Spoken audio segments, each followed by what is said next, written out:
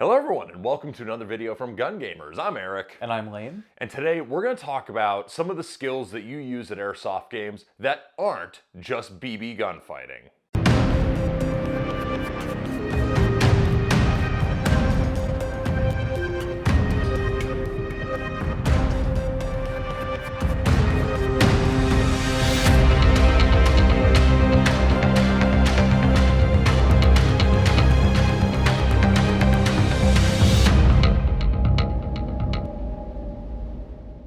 I think it's important to develop those skills that you can do in like normal hobbies as well and use them outside of the realm of Airsoft.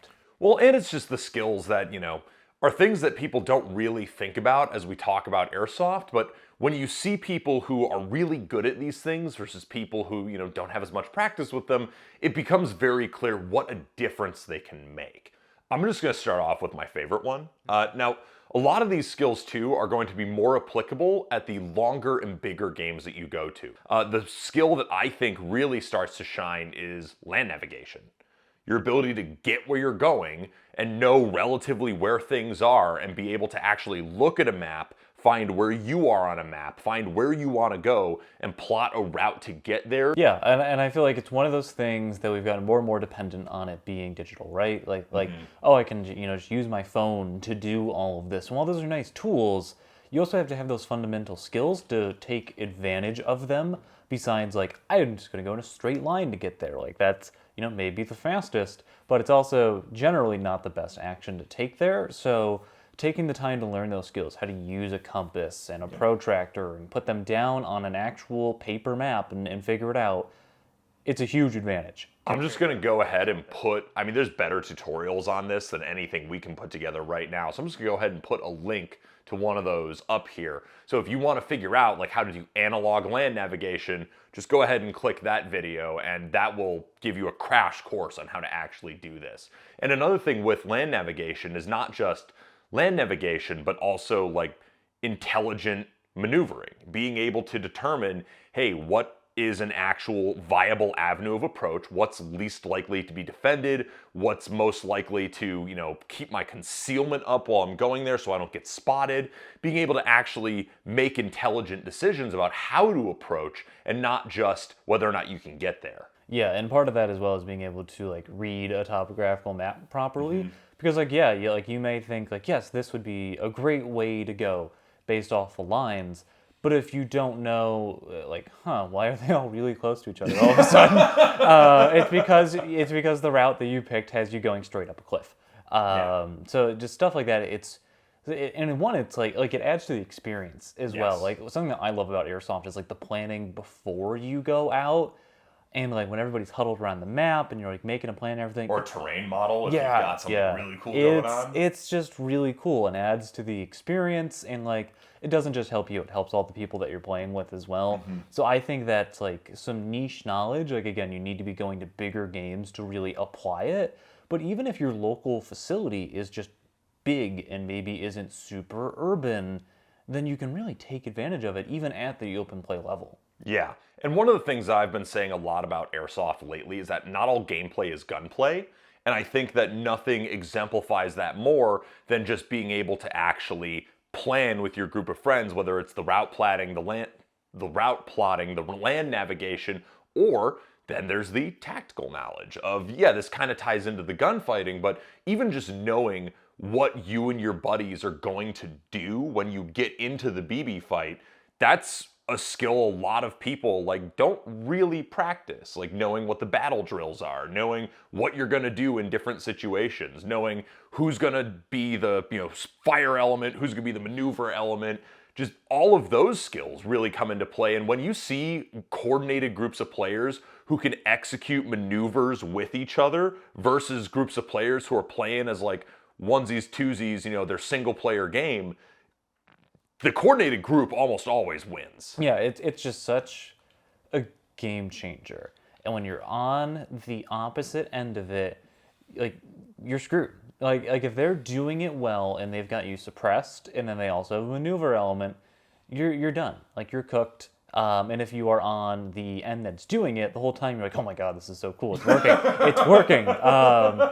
Well, and part of that level of organization, this is another one of the skills that I think you really need to develop to do well in these formats, is having the capability and the confidence to do some leadership and being able to get a group of guys together. And leadership, a lot of Airsoft players, I think it's just because, most of us don't have the professional experience of, being a leader in a military unit. So obviously we're all just going out there with our idea of, well, here's how you do leadership. But then when you do it a lot, what you realize most of leadership is just being able to communicate a coherent plan in a way that can get other people on board.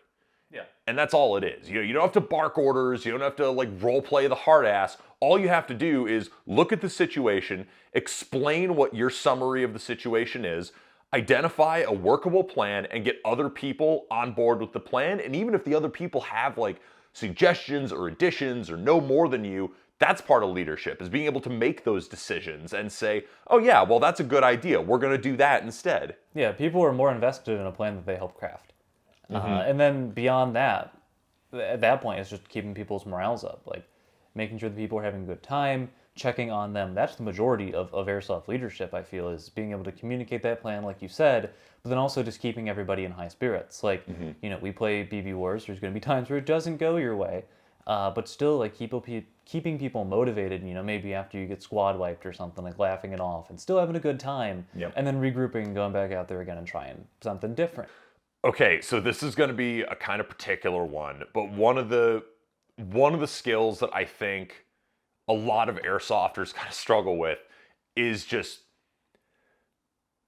being consistently attentive. Think through what you're doing in this situation, what your role in it is, and kind of look for work.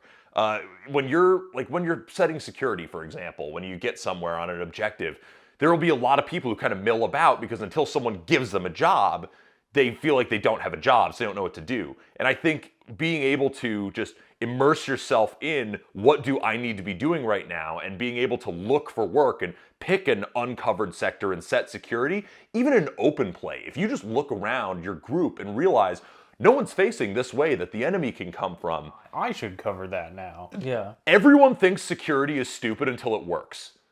Yeah, likely because everybody's doing the same thing. You're generally, if you have the room for it, you're not going to do a frontal assault. You're always going to try to flank. So if you're the one guarding that, pulling security, you're probably going to get the good gunfight. Yeah.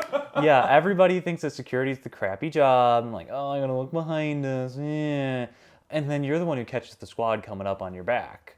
And you have a way better time than everybody who's looking forward. It's that underappreciated role, but it's some of the best gunfights I've had have been because somebody's coming up on us from the back. It's just one of those things that like you said, staying attentive and staying kind of, I don't know if committed is the right word, but staying. I use the word immersed. Yeah, you're in it and you feel like you're in it and you're staying in the game. Yeah, and I get sometimes it can be a little hard if you're tired or if the morale isn't right.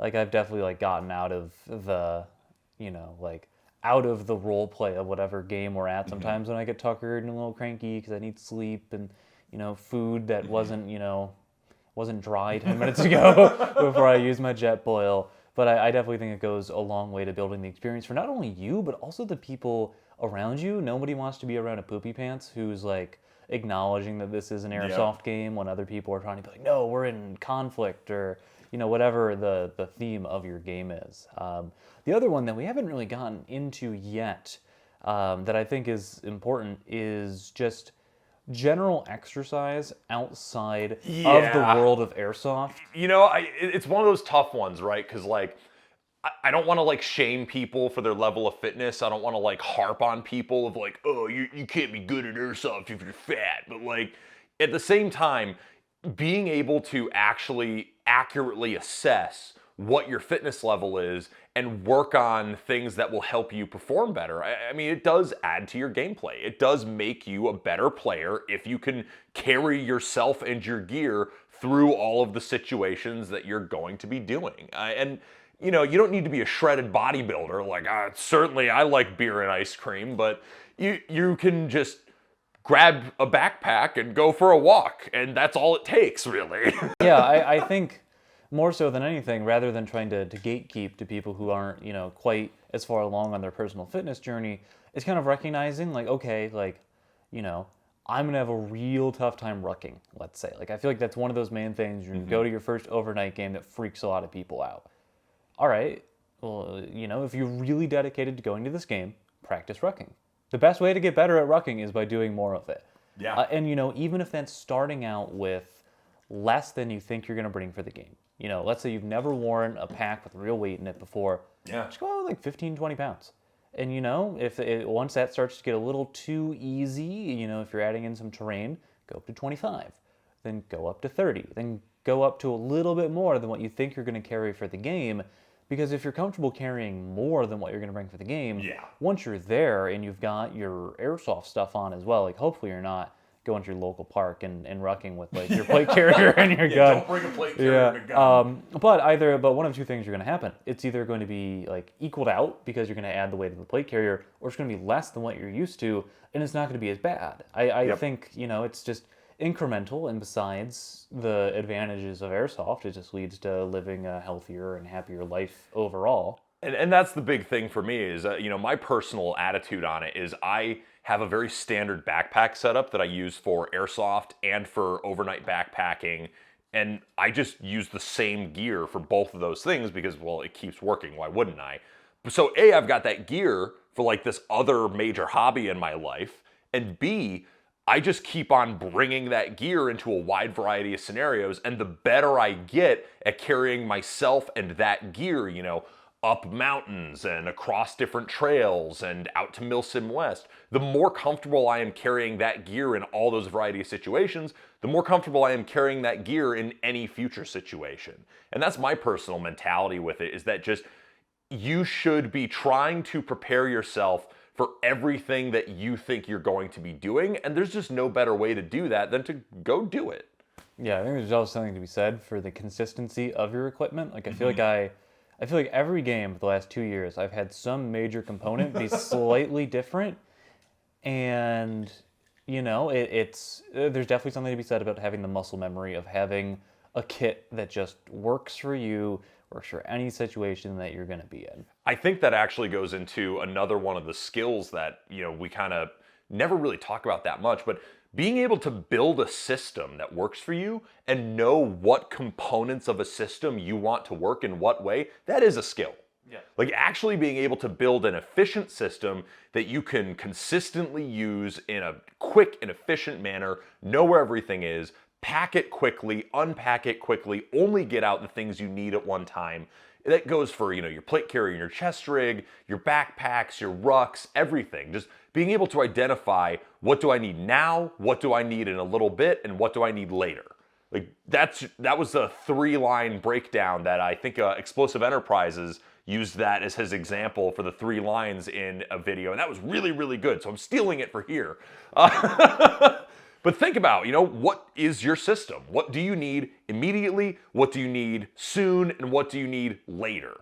And just prioritize your stuff. Be able to actually build a system that you can consistently use, and then use that system for as much as possible, and don't change it if you can avoid it. Yeah, and I think that helps to be able to tell, like where, like, oh crap, like where's my tourniquet, or like, where did I put this little thing that I may need? Where's my electrical tape? Just having that consistency in kit. And we're not saying don't explore and try new things, but like, having that kind of baseline of familiarity goes a long way, especially in the dark at night. Yep. When you're trying to find something and you're like, what pouch did I put this in? Yeah. Well, and with all of this, one of the other things, we talked about individual skills, but then we talked about leadership a little bit.